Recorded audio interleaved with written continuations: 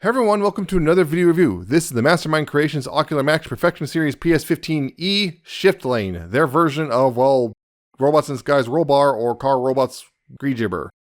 Can you see them there in front of the box? We'll go ahead and put them offside real quick and take a look at the box, and yep, it is a MMC Ocular Max box. You can see, kind of some detailing. You got Perfection Series, you got a nice picture of Shiftlane there, and, Munition Expert, PS-15E, and auxiliaries, and all that stuff. Like there, you got on the top, you have a couple pictures of him in his alt and robot mode. You have a side, on the side there, you have a nice bit of artwork of the robot mode. On this side, you have a nice, once again, artwork plus the other members of the team. Although, kind of a little bit of outline there. On the bottom, you have some copyrights and warnings. And on the back, you have, product shots and, say, look a bio and tech specs and all that stuff if you want to look at that.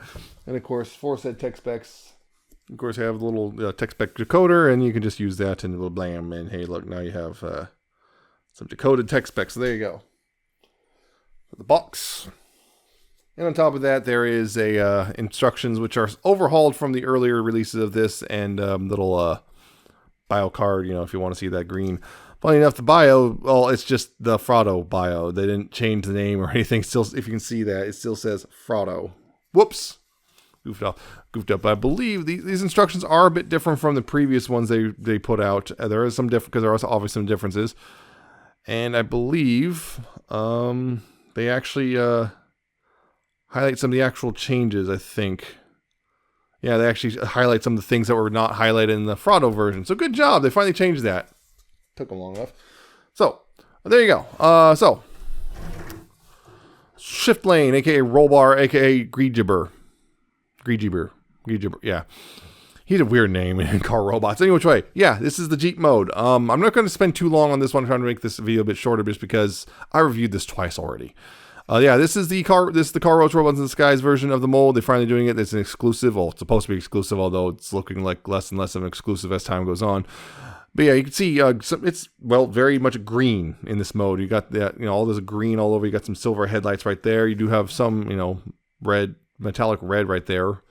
A little bit red. There's a tiny bit of red right there. You got the spare wheel and all that stuff. You got the guns. There's a little star and a GV there. I'm not sure what that's always been about, but that was always there on the original toy, and so on and so forth. There's actually even like there's a little ribbon thing. Kind of the Combattron ribbon right there. Although with no Combattron symbol. But unfortunately, as far as I can tell, there are no Combattron symbols, or I guess upside down G2 Autobot symbols that will fit there. There's nothing small enough for that, so you're going to have to make some decisions on that. I think what I'm going to do is trying to get some and then put it on this thing, because the problem is I'm trying to find good G2 symbols or whatever. It's kind of difficult. But anyway, yeah, it's a Jeep. It rolls pretty well, and yeah, it looks good. Got some bits of orange here and there, but yeah, for the most part, it looks really good and looks like, with all the Fraudos of the past. And yeah, there's some differences. Most of those differences will come to head in robot mode, and yeah, but just some quick comparisons. Here's G2 Fraudo and G1 Fraudo, just to give you an idea, because yeah, they are pretty much the same in Jeep mode. You can see that throughout. They're the same throughout. They're almost identical. The only difference being this gun, which again I'll get more into the difference there in the actual robot mode, because that's where the thing is. And because this is, Robots in Disguise, whatnot, here's Fans Hobby's arch enemy, the version of Scourge. Hey, yeah, remember? Still have this thing. And yeah, they look not too bad together. I know Jeeps tend to be small, so this actually kind of works, I think, scale-wise. We'll see how this works when whatever MMC's version Mega Octane comes out, but yeah. So there's that. So I'll get him transformed to robot mode, and we'll keep talking about him. So here we go.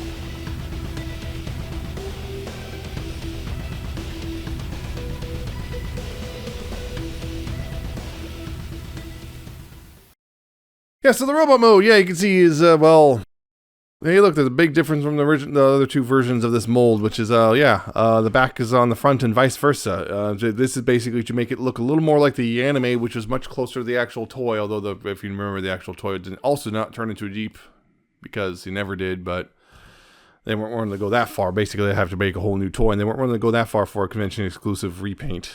Just basically making a whole new toy. But yeah, the transformation is functionally the same, except for a couple things, which is, you know, you might have to spin the waist around. I believe, yeah, you have to spin the waist around.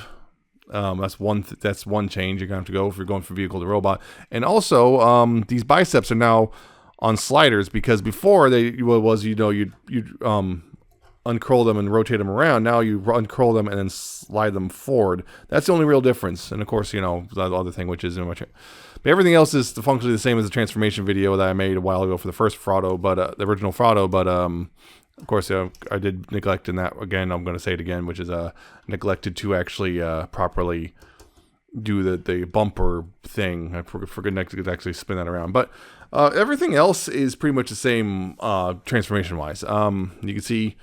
Yeah, his articulation is pretty much exactly the same with, you know, everything is, those behaves the same as it did before. No major changes there. So I'm not going to go run through all that. But accessories is a couple differences. Like the tire, you no longer, well, they're still, like, actually the tabs are still there, which is interesting. I thought they'd like maybe get rid of the tabs, but no, they're still there. So you can, if you really want, you can still put the, you can put the tire on his chest if you want. But, you know, if you don't want to store it there, which I'm not surprised if you don't, you can also store it on the back of the leg, which is what you do is you just take the flap here, move it down, and then just use this tab right here on one of the slots, and there you go. Now it's stored on the back of the leg. You have to have this flap down, but not a huge deal, really. It doesn't really inhibit anything. So this thing can still also store back here, you know, on this tab like I do. I always put it at an angle because it seems to sit there if it's at an angle. This gun is pretty much the same. You can unfold that handle and, you know, have them hold it if you like.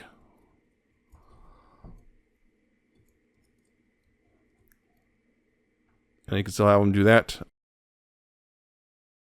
And this gun, though, this one's different. They did some remolding here.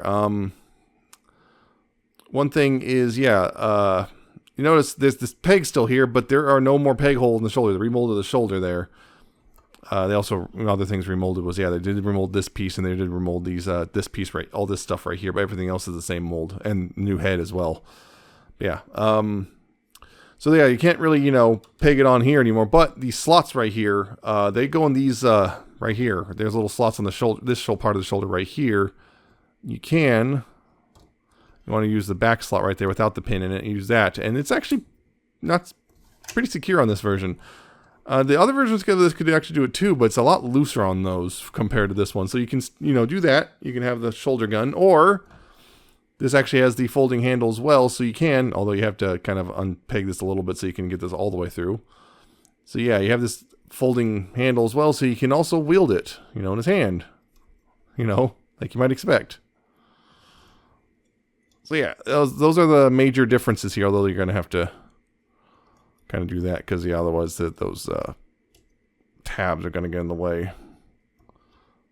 Yeah, he can wield in his hand. I've noticed it's not super secure, but it's secure enough that unless you start, you know, whizzing it around. Yeah, those are some of the major differences. And also the head. Previous Fraudos came with alternate heads. He comes with alternate, well, lower faces. And for that, you don't swap the whole head anymore. You just, you know, get these out of the bag real quick. Yeah, you don't have to swap the whole head anymore. But just getting close on these. Because you have, this will come out of the bag. Wait, is it? Oh, there's what in the world? That is weird. There's actually like a line through the bag. I did not realize it. Anyway, yeah, you can see right here, there's a kind of neutral frown. You also have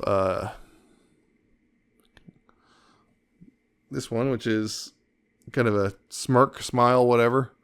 And this one, which is, well, kind of a little scream. And that is pretty straightforward. You just kind of get underneath the chin. This is coming off real easily. Annoyingly. Just coming off real easily. Stay. Yeah, you have to get under the chin and unpeg that, the lower part of the face. Don't lose those. And yeah, there's just a peg there, and you just kind of make sure to peg the new face piece on, and there you go. Now he's got a big old smile. So yeah, that's pretty much the major differences. And you don't want to stay on. Those are pretty much the major differences. Yeah, just the molding of the chest, the shoulders, the head, and the waist. Pretty much everything else, and of course the new transformation for the biceps to sliding. But everything else is functionally the same, molding wise. So I'm not going to run through all the rest stuff. I'm just trying to, show the differences here. So yeah, real quick, some comparisons. And here are the G1 and G2 Fraudos.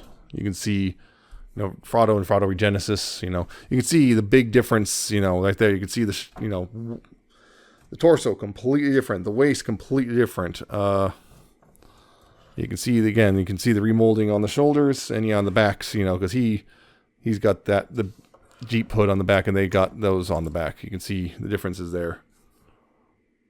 You can see the differences between the three of them, and also the the similarities and whatnot. And yeah, theoretically, if you want to swap parts around, you can just make this guy basically just green Fraudo if you want to just swap the hands around and whatnot, and turn the waist and all that. But that's not what you're here for. You're here for Rollbar or Greejeeber. So there's that. And for the sake of it, since he's the leader of the Combatrons or whatever, here is Arch Enemy, Black Convoy, whatever you want to call him, Scourge. There you go. I think that's a good height. Again, I'm pretty sure that's actually roughly the same height as Mega Octane. Might be a little shorter, but it should be pretty close. So we'll see when, their Mega Octane comes out, whenever that is. So there. That's robot mode. Pretty straightforward on that one too. So, yeah, going to get him into combined mode real quick, and we'll go from there.